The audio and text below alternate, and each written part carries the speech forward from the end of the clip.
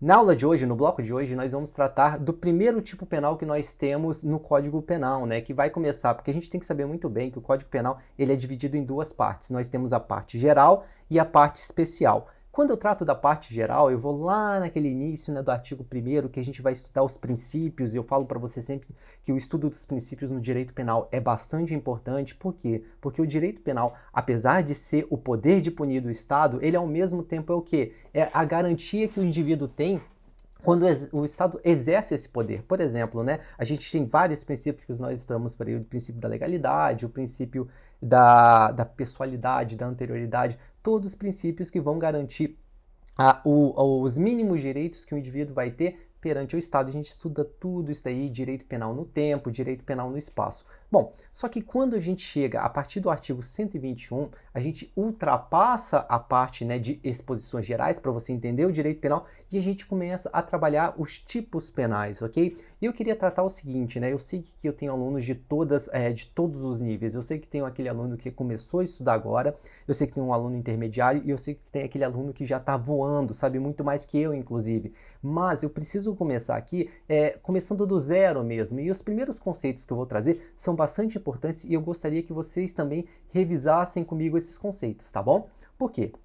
Porque quando eu falar, a partir de agora, tipos penais, isso daí é bastante importante, principalmente quando a gente estuda a teoria do crime. Tipos penais vão ser os artigos de lei em que eu terei lá uma descrição, ok, de uma conduta, uma descrição de uma conduta, e embaixo, no preceito secundário, eu terei uma pena. Então, por exemplo, quando eu falo no artigo 121, eu tenho o chamado tipo penal do homicídio. Então, quando eu leio o artigo 121, que é matar alguém, eu tenho o tipo penal do homicídio. Então, vamos acostumando já com essas terminologias. Então, tipo penais são os crimes que nós temos, ok? Tranquilo isso? Bom, então a gente já vai começar tratando do primeiro tipo penal, que é o tipo penal do homicídio. E outro detalhe, tá? Quando a gente começa o artigo 121, nós estamos tratando dos crimes contra a vida. E querendo ou não, né, o direito penal, como eu sempre falo para vocês, ele vem a tutelar os bens jurídicos e não há bem jurídico maior a uma pessoa do que a sua vida, ok? Isso aí é inegável. A gente sabe que,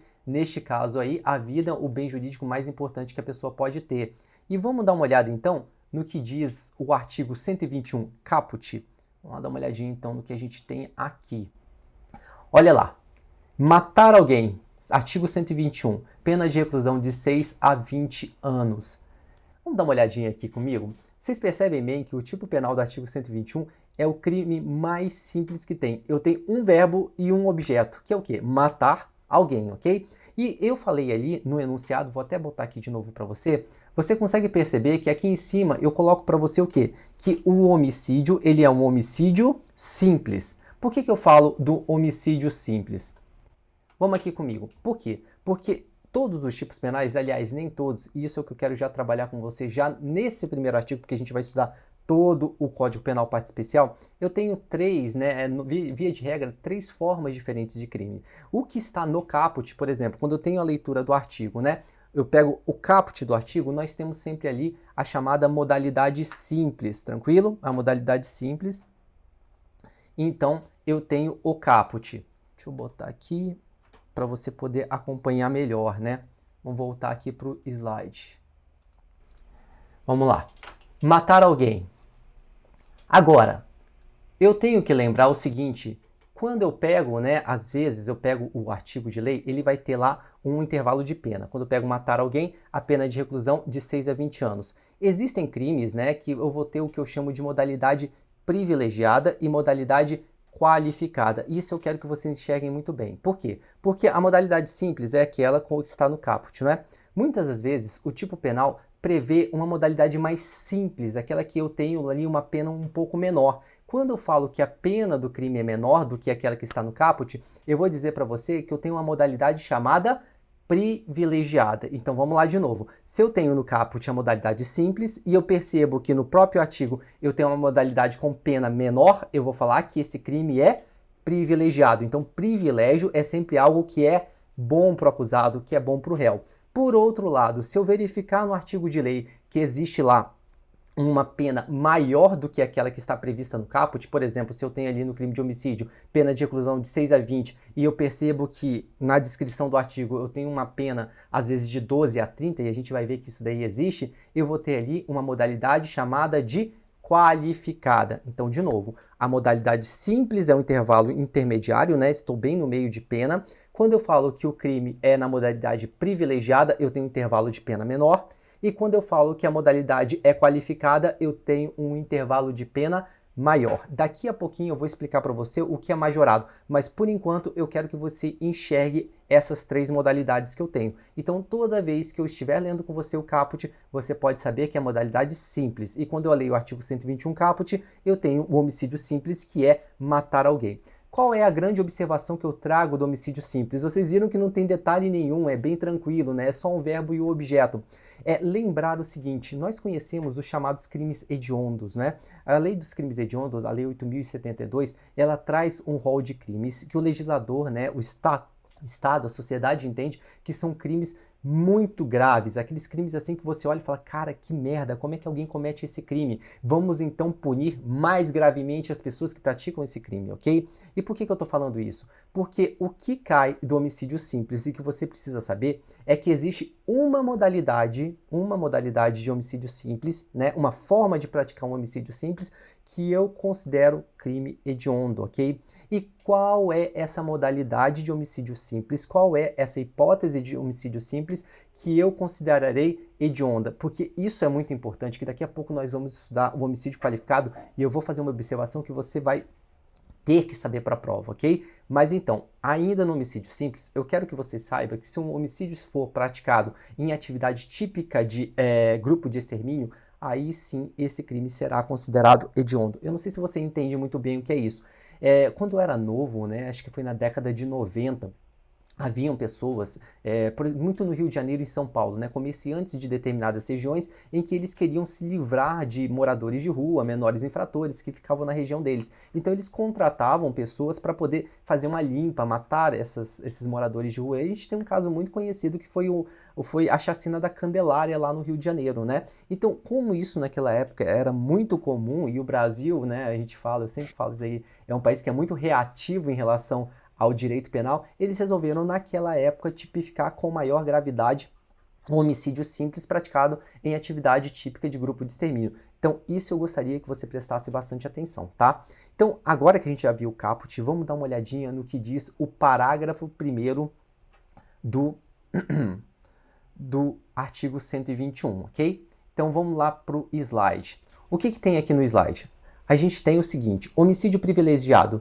Se o agente comete o crime impelido por motivo de relevante valor social ou moral ou sob domínio de violenta emoção, logo em seguida, em justa provocação da vítima, o juiz pode reduzir a pena de 1/6 a 1/3. De novo, se o agente comete o crime impelido por motivo de relevante valor social ou moral ou sob o domínio de violenta emoção, logo em seguida, em justa provocação da vítima, o juiz pode reduzir a pena de 1/6 a 1/3. E olha aqui que eu fiz o esquema para você, né? Vou trazer aqui para mim para explicar um pouquinho melhor o que seria esse artigo 121, parágrafo 1º, um homicídio privilegiado. Olha só que o que a gente falou agora há pouco a gente já está utilizando, né? Se no caput eu tenho a modalidade simples, no parágrafo 1º eu já tenho o chamado homicídio privilegiado. Privilégio é bom para o réu, então o intervalo de pena vai ser menor. Neste caso, o intervalo de pena vai ser com uma diminuição de pena que vai de 1/6 a 1/3. O que eu queria chamar a atenção de você é o seguinte, muitas das vezes o aluno me pergunta o seguinte, professor, eu preciso ficar decorando esses intervalos de pena, diminuição de pena? Eu, particularmente, não costumo decorar dos tipos penais. Quando for necessário que você decore um aumento de pena, né, que aquilo seja realmente relevante para a sua prova, eu vou falar para você. Neste caso, eu só mencionei que é de 1/6 a 1/3. Então, o que acontece aqui nessa modalidade de homicídio? Percebam o seguinte, que no homicídio privilegiado eu tenho duas hipóteses para que isso aconteça. A primeira hipótese é relevante valor social ou moral e a segunda é domínio de violenta emoção logo após injusta provocação da vítima. O segundo caso, que é domínio de violenta emoção, eu acho que você consegue observar muito bem, né? Por exemplo, eu sou agredido injustamente por uma pessoa, né? E não em legítima defesa. Eu tô pensando numa situação que eu sou agredido e depois eu chego em casa, pego uma arma e vou atrás da pessoa e mato ela. Aqui eu não posso alegar legítima defesa porque a injusta agressão já passou, ok? Mas eu, dominado dessa emoção de raiva que a pessoa me agrediu, eu vou e mato. Então, neste caso, eu teria uma hipótese de homicídio privilegiado. Tranquilo isso daí para você, né? E quando eu penso, então, em um relevante valor social ou moral, quais seriam os exemplos que eu teria em que eu agiria sob relevante valor moral e social? É bastante interessante que quando eu pergunto isso em sala de aula, o aluno ele tem o costume de lembrar sempre do caso do estuprador, né?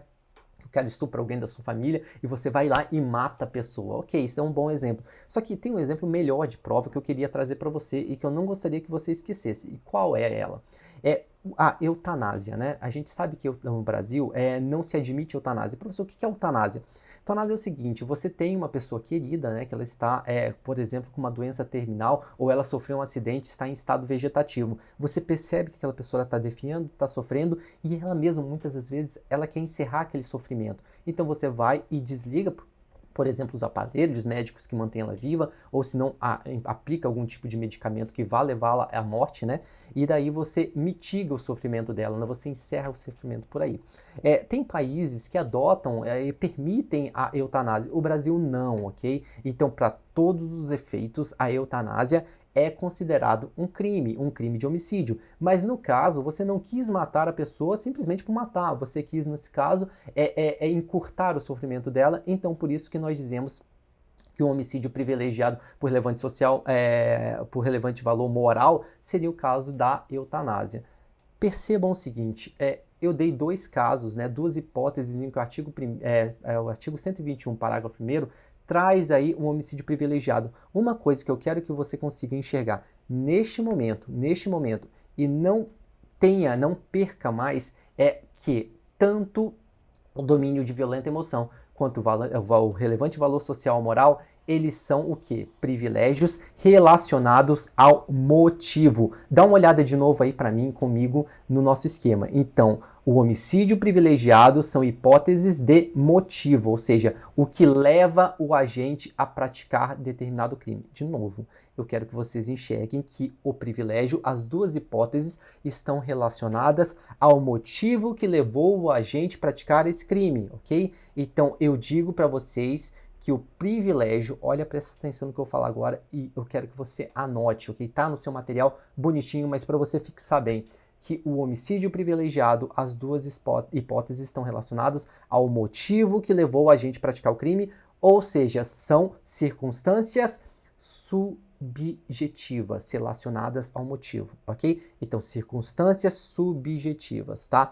Guarda essa informação que ela vai ser extremamente relevante daqui a pouco quando a gente tratar do homicídio qualificado. E é exatamente isso que a gente vai fazer agora, ok? Eu quero tratar com vocês agora do homicídio qualificado. Então, até agora a gente tratou do privilegiado, em que é bom para o réu. Agora, quando eu falo em homicídio qualificado, como eu falei no início desse bloco, são hipóteses em que eu teria uma pena mais grave para o agente, ok? Então, ele vai sofrer uma sanção maior. E você, né, nós que assistimos o noticiário dia a dia, né, a gente vê várias vezes essa história, o homicídio triplamente qualificado. Então, quando você escuta isso, não existe triplamente qualificado, duplamente qualificado. Eu vou explicar isso para você melhor. Eu posso ter mais de uma qualificadora, isso não tem problema nenhum. Mas, quando você ouvir a partir de agora no noticiário que o cara cometeu um homicídio duplamente qualificado, saiba que esse cara se deu muito mal, né? Porque eu vou ter uma modalidade de homicídio mais grave. E vamos dar uma olhadinha em quais são essas hipóteses de homicídio qualificado. Eu vou ler todos, né, que são, na realidade, 7 incisos, e depois eu vou pausadamente explicando cada um deles para você, ok? Vamos lá, então, dar uma olhada no que eu tenho no homicídio qualificado. O homicídio qualificado, então, é o artigo 121, parágrafo 2º. Se o homicídio é cometido, inciso 1, mediante paga ou promessa de recompensa ou por outro motivo torpe. 2, por motivo fútil. 3, com emprego de veneno, fogo explosivo, asfixia, tortura ou outro meio insidioso ou cruel, ou de que possa resultar perigo comum. 4. A traição de emboscada ou mediante dissimulação ou outro recurso que dificulte ou torne impossível a defesa do ofendido, para assegurar a execução, a ocultação, a punidade ou vantagem do crime, pena de reclusão de 12 a 30 anos. 6. Contra a mulher por razões da condição do sexo feminino, contra autoridades ou agentes descritos no artigo 142 e 144, ok? E inciso 8, ele foi vetado pelo presidente da República e ele foi inserido, olha que interessante, pela Lei 13.964 de 2019. Se você não conhece essa lei é o famoso pacote anticrimes, tá? Eu vou fazer uma observação sobre isso aí daqui a pouquinho para você entender. Na realidade, é só uma observação que vai ter cunho histórico, porque como não houve, como foi vetado esse inciso, acabou que ficou tudo do mesmo jeito, ok? Então percebam o seguinte, aqui eu tenho a lista dos homicídios qualificados. A lista é bem maior e eu quero que vocês enxerguem que neste caso, diferente que eu tenho do homicídio privilegiado, eu tenho hipóteses, né, de qualificadores que serão circunstâncias subjetivas relacionadas ao motivo que levou o agente a praticar aquele crime e também circunstâncias objetivas. Então bora lá. Nessa lista de homicídios qualificados, eu terei qualificadoras objetivas, que são relacionadas ao meio que eu utilizei para matar a pessoa, e também terei circunstâncias subjetivas que estão relacionadas ao motivo, ok? Guarda isso na sua cabeça. E daqui a pouquinho eu vou tratar com mais calma para você ficar bastante tranquilo, porque é um dos temas mais cobrados em provas. Todas as bancas cobram isso muito, especificamente o CESP, né, cobra muito, e também a VUNESP, duas bancas que são bastante relevantes para os maiores concursos que a gente tem no país, ok? Então vamos lá tratar junto de todas essas hipóteses que nós temos de homicídio qualificado. O primeiro que eu quero falar com você já aliás, né? Antes de até começar a tratar de cada um deles, lembra que agora há pouco eu falei com você que existia um tipo de homicídio simples que era considerado um crime hediondo? E recapitulando, seria aquela hipótese em que seria o homicídio fosse praticado com características de grupo de extermínio? Quando eu penso no homicídio qualificado, e olha o que eu vou falar agora, tá? Eu queria que você prestasse bastante atenção no que eu vou falar agora. Que todo o homicídio qualificado, de novo, todo homicídio qualificado é considerado um crime hediondo. Então, de todos esses incisos, de 1 a 7 que eu li para você, todos eles são considerados crimes hediondos. Ah, professor, e o que você está batendo tanto nessa tecla? Porque quando eu falo que é muito fácil, mas quando você vai fazer a prova, e eu sou assim também, eu encontro expressões como sempre, todo, nunca. Essas expressões extremas, absolutas, elas assustam o candidato, né? Você vai pensar, peraí, deve estar errado. Mas se cair na tua prova te perguntando se todo homicídio qualificado é considerado hediondo, você vai me responder que sim, todas essas hipóteses. Ah, professor, mas eu já ouvi falar de um tal de homicídio privilegiado qualificado que não é hediondo. Calma que a gente vai tratar sobre isso, mas o próprio nome já me diz. Qualificado privilegiado não é qualificado, é diferente. Então, todas as hipóteses que eu tenho do inciso de 1 a 7 são considerados crimes hediondos, ok? Isso daí é bastante importante. Vamos fazer aqui a leitura, então, de cada um desses incisos para você poder acompanhar com bastante cuidado? Vamos lá, então, o que eu tenho no inciso 1. Inciso 1. Mediante paga ou promessa de recompensa ou por outro motivo torpe. De novo, mediante paga ou promessa de recompensa ou por outro motivo torpe. Isso é bastante interessante porque quando eu vou ensinar direito penal parte geral, eu ensino para vocês, né, a chamada analogia. E o que é analogia? Analogia é quando eu faço uma integração legislativa. Eu não tenho, no caso concreto, uma lei que faça, né, que seja aplicável àquela situação. Mas eu tenho uma outra lei que uma lei de verdade que ela é aplicável para um caso similar. Então, por que não eu, neste caso, aplicar para o caso concreto que não tem lei, uma lei que rege um caso parecido? Quando eu faço isso, eu aplico a chamada analogia. Então, a analogia é quando eu tenho uma lacuna legislativa. E eu ensino para você, no direito penal parte geral, que o princípio da legalidade impede, então, que eu crie tipos penais, ou seja, que eu condene uma pessoa com base na analogia. Inclusive, eu não posso piorar a situação do réu, do acusado, do investigado, com base na analogia. Por quê? Porque o princípio da legalidade exige lei em sentido estrito, ok? Ah, professor, mas a analogia, ela pode ser utilizada em favor do réu? Isso pode, eu trato isso melhor naquele período. Mas por que eu estou falando isso? Porque muitas vezes isso acontece direto. Ontem mesmo aconteceu, um aluno veio tirar uma dúvida e que na questão vem falando numa tal de interpretação analógica. E daí você vai, né, já percebe o seguinte, uma coisa é analogia, outra coisa é interpretação analógica. E o que você acha que uma banca de concurso vai fazer? Te confundir. Porque quando eu falo em analogia é inexistência de lei, ok? Não existe uma lei para aquele caso concreto. Porém, quando eu falo de interpretação analógica, interpretar, eu interpreto uma lei. Então, de fato, a lei existe, e se ela existe, eu não tenho problema com o princípio da legalidade. Interpretação analógica é um método, né, que o legislador cria para facilitar a compreensão da lei. E neste caso foi utilizado no inciso 1.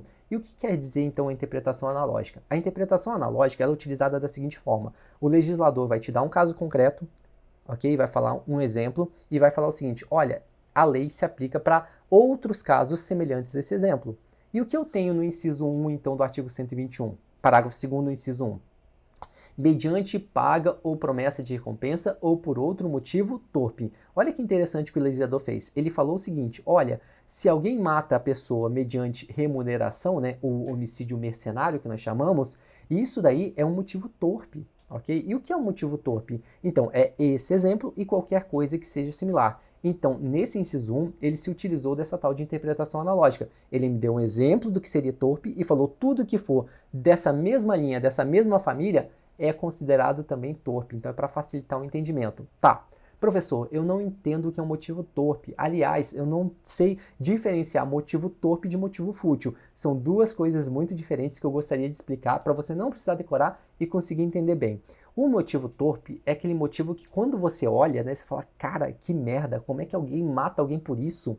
Olha que coisa abominável. Então, o torpe, ele está relacionado, torpeza está relacionado àquilo que causa repulsa, ok? Aquilo que você fala, cara, que coisa sem noção. Não estou falando assim, assim, o estado que fica o corpo, mas estou falando assim, cara, como é que alguém mata outra por essa, tá? Então, pagar, receber dinheiro e matar alguém, isso é considerado torpe. Como é que o cara tira a vida por conta de grana? A gente sabe que isso daí, hoje, infelizmente, é quase beira a normalidade, né? Mas isso daí é considerado um motivo torpe, sim. Tranquilo?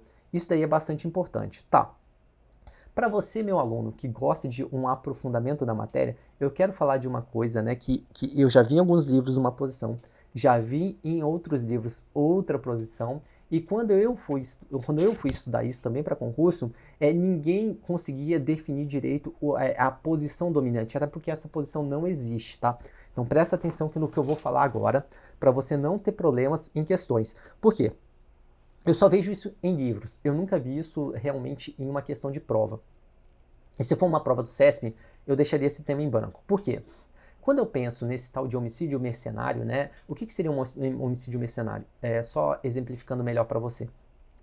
Eu quero matar o Tiago, ok? Só que eu não quero eu mesmo me matar o Tiago. Então eu contrato o Pedro para que ele mate o Tiago, ok? Então eu pago o Pedro para que o Pedro mate o Tiago e o Pedro vai e mata o Tiago. Neste caso, em relação a Pedro, ok? O Pedro recebeu dinheiro para matar alguém. Então, ele praticou um chamado homicídio mercenário. Ele vai responder por um homicídio qualificado. Qualificado por quê? Por conta do motivo torpe. Então, motivo torpe aí, inciso 1º, né, inciso 1 do parágrafo 2º. Tranquilo. O que acontece e o que é levado para os tribunais superiores?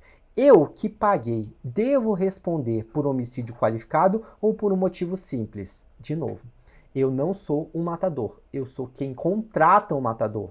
Então não sou eu que estou recebendo para matar alguém. Entenderam isso? A lógica me diz o seguinte, que quem contrata alguém para matar, ele não pratica homicídio mercenário, ok? Então, em tese, esse homicídio seria considerado um homicídio simples. Quem pratica homicídio qualificado seria o matador que recebeu para isso, ok?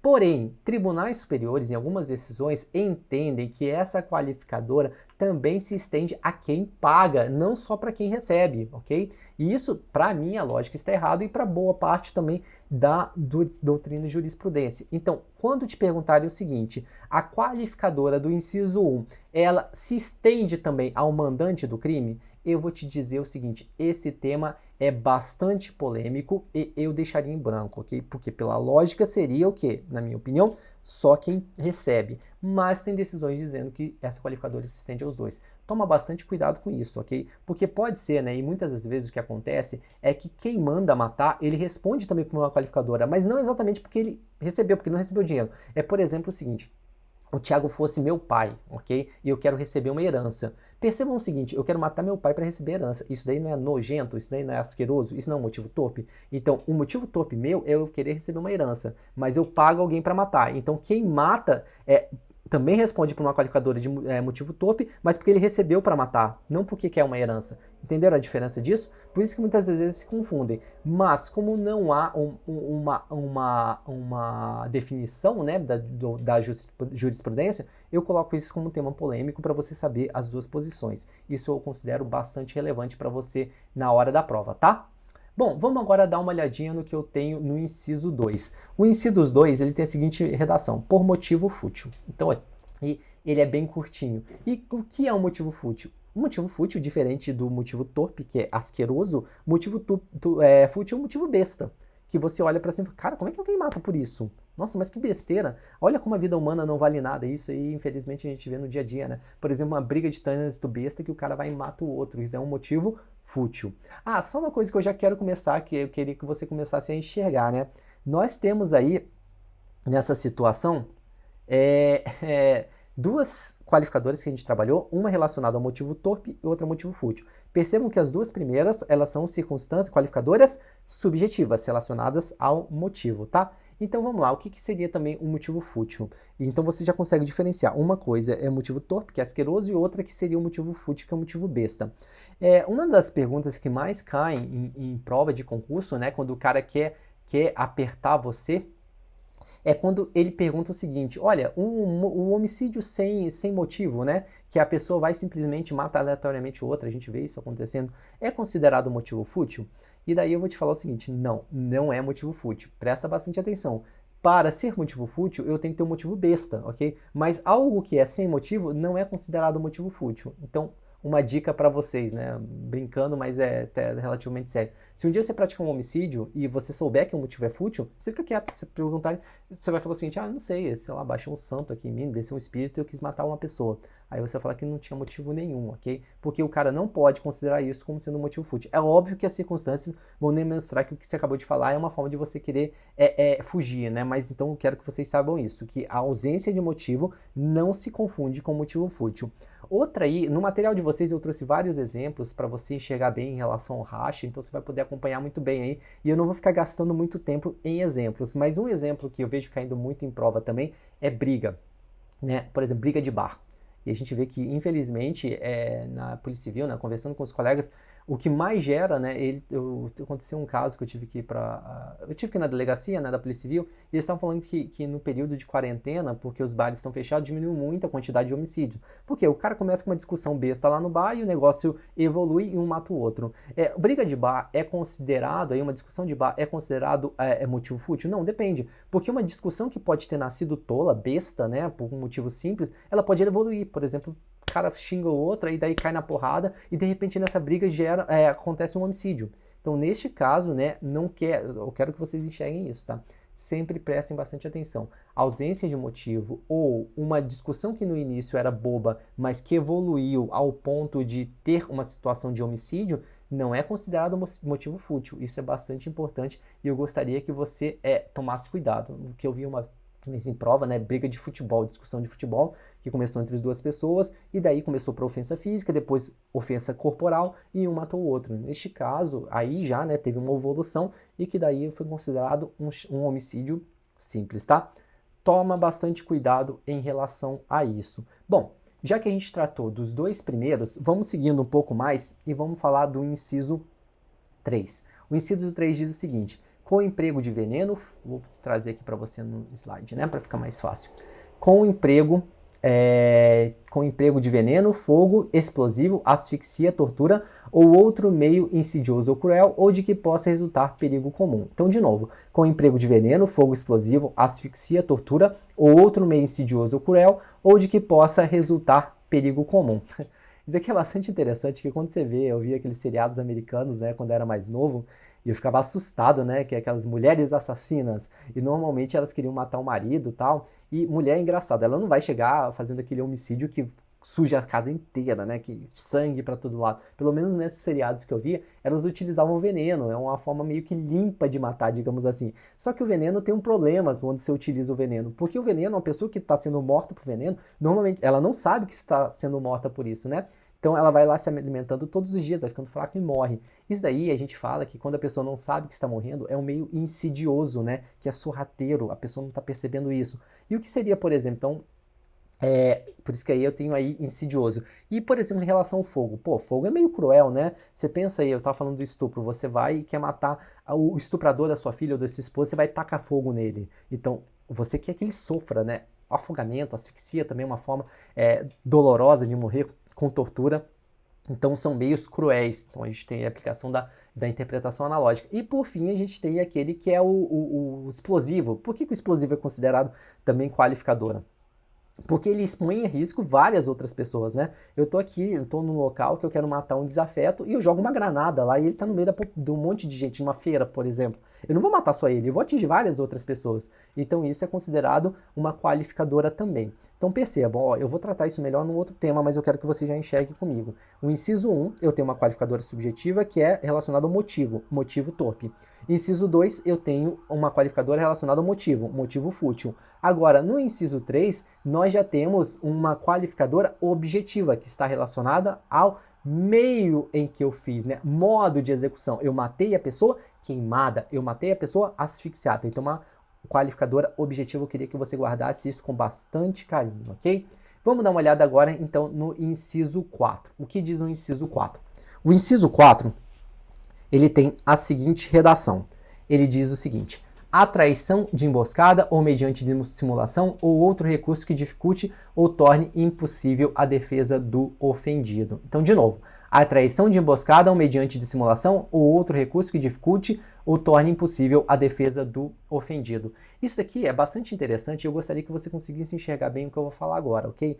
Quando eu falo em a traição, não está relacionado ao motivo que foi traído. Por exemplo, o corno, né? O corno pega lá a esposa com o Ricardão, e daí ele vai e mata. Então, neste caso, eu tenho, né, o homicídio por conta, o motivo foi a traição que ele sofreu, ok? Outra coisa diferente é o modo de execução traição. De novo, eu não estou falando do corno. O modo de execução de traição é o seguinte: eu tenho, por exemplo, um amigo, né? Isso acontece muito em tribunal do crime, quando a gente vê as notícias, que a pessoa chama, né, a pessoa para um local, e daí eu, por exemplo, tenho um amigo e eu falo assim: ah, vamos lá em tal lugar, um lugar ermo e tal, levo para lá e vou e mato a pessoa. Ou, por exemplo, vamos supor uma situação de polícia, né? Que um cara tá atirando, a gente vê isso muito em filme, tá trocando tiro com um bandido, aí o policial, que é o do mal, né? Ele vai e atira no colega pelas costas, né? Traição. Então, isso daí é uma forma de execução do crime. Então, o que eu quero te dizer é o seguinte, que o inciso 4, apesar de você ler a traição, é com crase. Então, neste caso, é modo de execução. A traição de emboscada ou mediante simulação, ok? Ou outro meio que dificulte a defesa da vítima. Então, se você pega e mata a pessoa dormindo, você não deu chance para ela se defender. Então, esse daí seria um caso de homicídio qualificado por conta do inciso 4. Então, o inciso 4, a traição é o modo de execução. Então, uma qualificadora objetiva. A gente já tratou agora, né, de 4 qualificadoras, a gente já tratou do privilégio. Eu vou agora encerrar esse bloco e a gente continua num próximo bloco, fechou?